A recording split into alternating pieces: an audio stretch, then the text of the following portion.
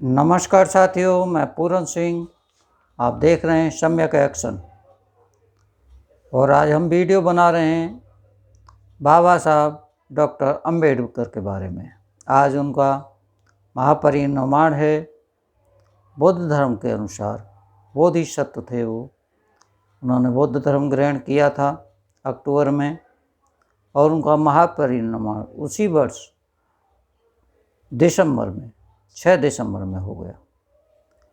अभी महापरिनिर्वाण वो कंप्लीट हुए आज 64 साल हो गए।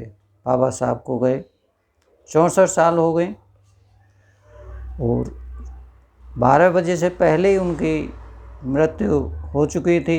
षड्यंत्र के तहत ऐसा बताते हैं।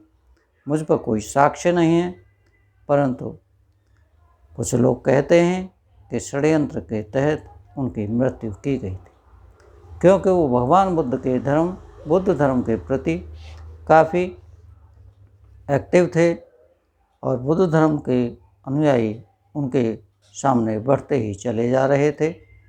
एक जैसे समुद्र में लहर आ रही हैं, उसी तरह उनके तमाम बौद्ध धर्म ग्रहण करने के आंदोलन चल रहे थे, सभाएं चल रही थी, प्रोग्राम चल रहे थे।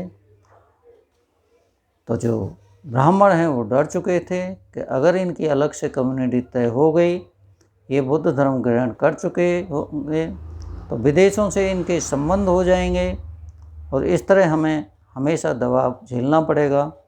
आज शेड्यूल्ड कास्ट के लोगों को, शेड्यूल्ड ट्राइब के लोगों को, ओबीसी वालों को डराते धमकाते रहते हैं। जब हम बुद्ध धर्म में होते तो हमें इस तरह डरा धमका नहीं सकते थे, क्योंकि इंटरनेशनल न्यूज़ बनने पर ही तुरंत कार्रवाई होती। देश इनको तुरंत धमकी देते, इनको बताते कि तुम बुद्धों के साथ अन्याय क्यों कर रहे हैं। इसी के तहत ब्राह्मणों ने षड्यंत्र रचा, उनकी मृत्यु की चर्चा में ये भी है। हम अपने यहाँ सुनते हैं, मथुरा में कुछ हमारे जाट भाई लोग कहते हैं कि अम्बेडकर को गोली मारी थी बच्चू सिंह ने पार्लियामेंट में। ऐसा कोई इतिहास तो नहीं है कि पार्लियामेंट में उनको गोली मारी गई बच्चू सिंह ने, परंतु हाँ, इस बात का जिक्र ज़रूर है कि बच्चू सिंह उस षड्यंत्र में शामिल थे जो जवाहरलाल नेहरू और उनके लोग थे बहुत सारे। उन्होंने ये षड्यंत्र रचा था उन्हें मारने का।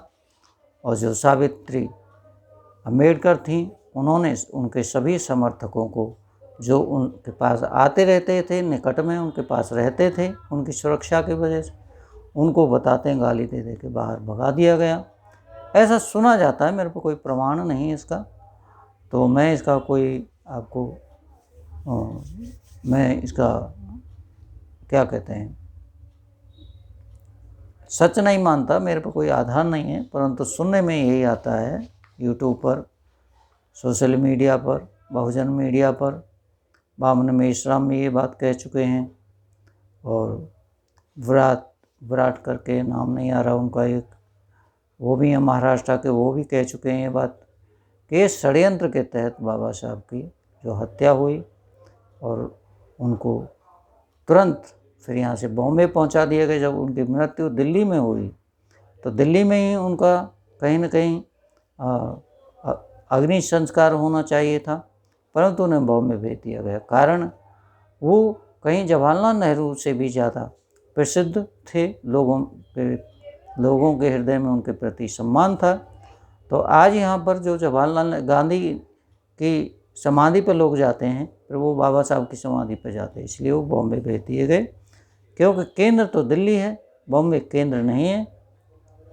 फिर भी वहाँ बहुत भीड़ जुटती है, बहुत लोग जाते हैं। और आज 64 वर्ष हो चुकी हैं। ये दुख की घड़ी है हमारे लिए। अगर बाबा साहब 10 साल और जीवित रहते तो बुद्ध धर्म की स्थिति और होती। आज कुछ और भी बातें हैं बुद्ध धर्म से रिलेटेड करने की, परंतु वो मैं नहीं करना चाहता। आज दुख का समय है, उसी में मैं रहूँगा और बाबा साहब की याद में रहूँगा और भगवान बुद्ध की स्मरण में रहूँगा। अभी तक हमने खाना भी नहीं खाया, कोई व्रत तो नहीं रखता मैं किसी तरह का भी, किसी की मैं पूजा भी नहीं करता हूँ। सिर्फ मैं उनके जो किताबें हैं बाबा साहब की हैं, भगवान बुद्ध की हैं, वो पढ़ता रहता हूँ, उसी पर वीडियो बनाता रहता हूँ। हो सकता है मेरे से कुछ त्रुटियाँ हो जाएं। तो इसमें पाली में इस तरह कहते हैं महापरिनिब्बाण, एक तो ये शब्द आता है, एक महापरिनिव्रत आता है, एक आता है महापरिनिर्वाण आता है, महापरिव्रत, महापरिव्रत, ऐसे बहुत सारे शब्द आते हैं।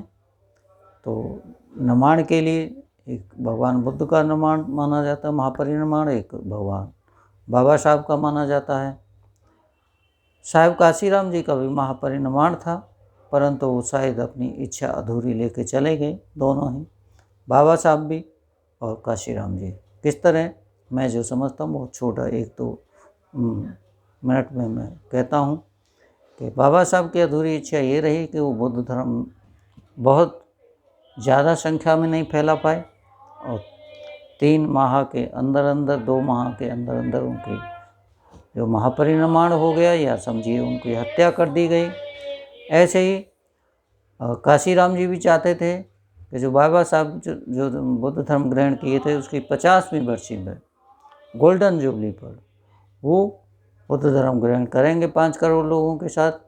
तो उसमें मुझे लगता है लोग ज़्यादा जल्दी जग गए और उन्होंने उनकी हत्या करने का षड्यंत्र किया। पहले हार्ट अटैक और बहुत सारी चीज़ें, बहुत दिन बीमार रहे। फिर उस डेट से 50वीं वर्षगांठ आनी थी, उससे पहले उनको मार दिया गया और बहन मायावती सरकार में चली गई। हालांकि बीएसपी का इतना जनादेश नहीं था कि पूर्ण मोहम्मद के साथ कभी वो राजनीति में आ सकती थी, परंतु वो आई। अब कैसे आई इसका गठजोड़ कोई नहीं जानता, न किसी के सामने है, परंतु हम मन में ऐसा ही सोचते हैं कि कहीं न कहीं काशीराम जी का बलिदान उनकी कुर्सी का कारण रहा होगा। बहुत सारे लोग इस बात से समर्थन नहीं हो सकते हैं, वो उनका अपना व्यू है, ये मेरा व्यू है। क्षमा करिएगा अगर कोई गलती हो तो। जो मेरे मन में विचार आया है, कभी कभी कुछ विचार मेरे मन में आते रहते हैं, कैलकुलेशन में सोचता हूँ तो उस पर आ जाते हैं।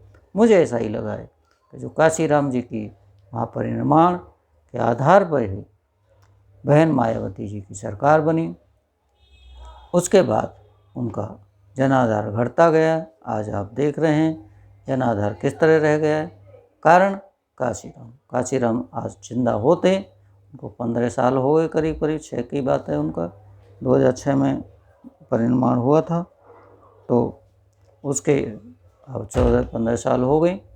अगर अभी तक होते तो सेंट्रल में गवर्नमेंट बना चुके होते। मोदी जैसे लोग, कांग्रेस जैसे लोग 10-10 साल राज नहीं कर सकते थे यदि काशीराम होते। मैं ऐसा ही सोचता हूँ, दूसरों का विचार दूसरा हो सकता है।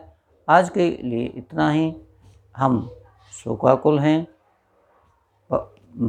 साहब